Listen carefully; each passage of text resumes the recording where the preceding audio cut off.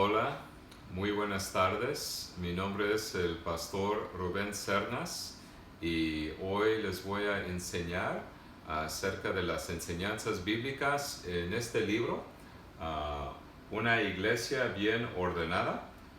Los autores son William Bolkenstein y Daniel Hyde. Los dos son pastores en la Federación de Iglesias que se llama las Iglesias Reformadas Unidas de Norteamérica.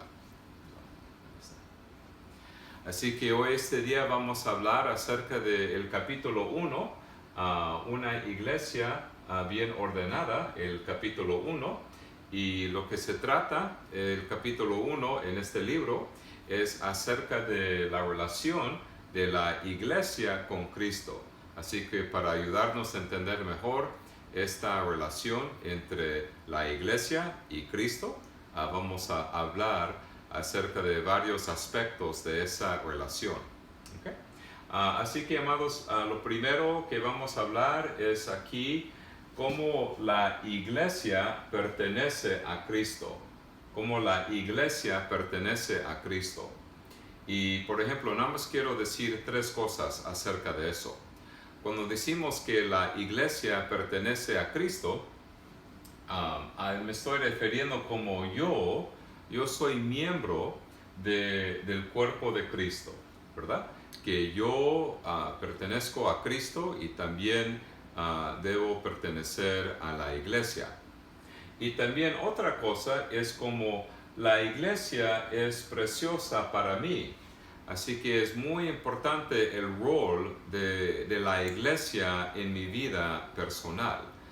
Es muy importante ofrecer culto a Dios, ¿verdad? Los domingos, aprender y leer mi Biblia y aprender más de Cristo y su salvación y el Evangelio y estar reunidos ahí en la iglesia con los otros hermanos en Cristo Jesús y juntos crecer en nuestra fe.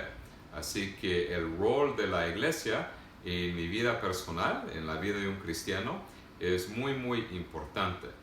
¿Okay? Y también cuando hay oportunidades para servir a Dios, quiero servir con un corazón agradecido. Como nosotros somos los recipientes del amor de Cristo, el perdón de los pecados, la vida eterna y todas las promesas del Evangelio que son sí y amén en Cristo, y como tenemos una gran herencia espiritual en Cristo, estamos muy agradecidos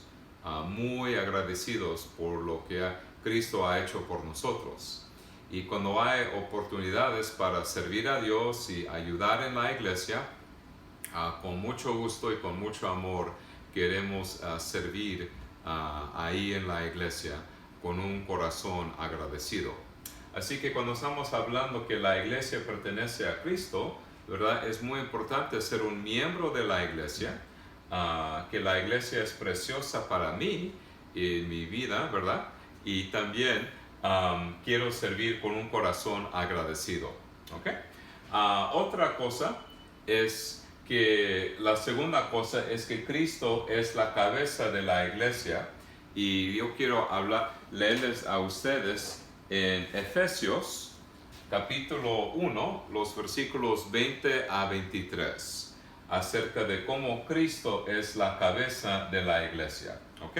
Efesios 1, 20 a 23. Aquí les quiero leer. La cual opera en Cristo, resucitándole de los muertos y sentándole a su diestra en los lugares celestiales, sobre todo principado y autoridad y poder y señorío, y sobre todo nombre que se nombra, no solo en este siglo, sino también en el venidero. Y sometió todas las cosas bajo sus pies, y lo dio por cabeza sobre todas las cosas a la iglesia, la cual es su cuerpo, la plenitud de aquel que todo lo llena en todo. Así que aquí leemos, por ejemplo, en la Biblia, ¿verdad? Aquí en la Biblia, acerca de cómo Cristo es la cabeza de la iglesia. Yo sé que a veces en el día de hoy hay confusión acerca de quién es la cabeza de la iglesia. ¿Es el pastor, verdad? ¿O es, según los católicos romanos, es el papa? ¿Verdad? ¿Quién es la cabeza de la iglesia? Pues amados, cuando leemos las escrituras, por ejemplo, como en Efesios capítulo 1, los versículos 20 a 23, es muy claro acerca de quién es la cabeza de la iglesia. Es Cristo Jesús, ¿verdad? Todos nosotros somos sus siervos, y reconocemos a Cristo, ¿verdad? Que tiene el control sobre su iglesia. Así que la iglesia cristiana existe para Cristo y sus propósitos. Así que lo que cuenta en la iglesia es cuáles son los propósitos de Cristo, qué es la misión de la iglesia, ¿verdad? ¿Qué dijo Cristo acerca de la iglesia y de la misión de la iglesia? ¿Y qué dijo Cristo, verdad? Es lo que es importante.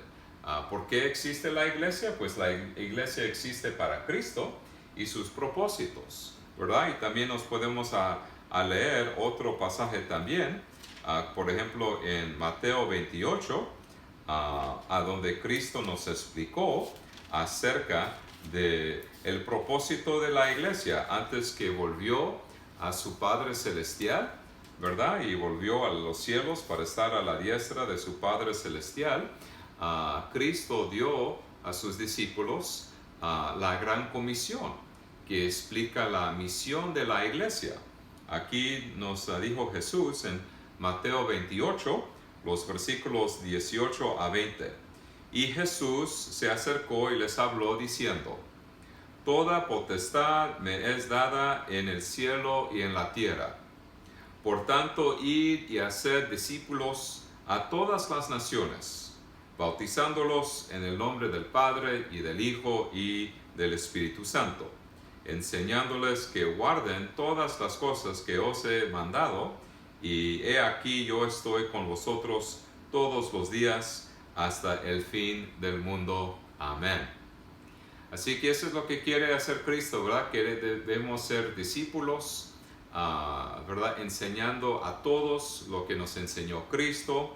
Y ya, ¿verdad? Es muy importante no solamente predicar la palabra de Dios, enseñar la palabra de Dios, pero también, ¿verdad? Bautizando, ¿verdad? A las personas en el nombre del Padre, el Hijo y el Espíritu Santo, ¿verdad? Ya cuando es tiempo para el bautismo de una persona, entonces vamos a también, claro, decirlo en el nombre del Padre, el Hijo y el Espíritu Santo. Amén. Okay. Y cuando pensamos de Cristo como la cabeza de la iglesia, Él nos explica en su palabra, ¿verdad?, acerca de lo que es sus propósitos, y nosotros reconocemos a Cristo no solamente como la cabeza de la iglesia, pero también, claro, que Él es nuestro Salvador. Dependemos de Cristo, ¿verdad?, para salvarnos. Y así que gracias a Dios que a través de su vida, muerte y resurrección obtenemos la salvación, y cuando escuchamos las buenas nuevas, abrazamos a Cristo y todos sus bienes y las promesas del Evangelio, lo abrazamos por el instrumento de la fe. Y gracias a Dios que el Espíritu Santo nos ha dado el don de la fe y el don del arrepentimiento.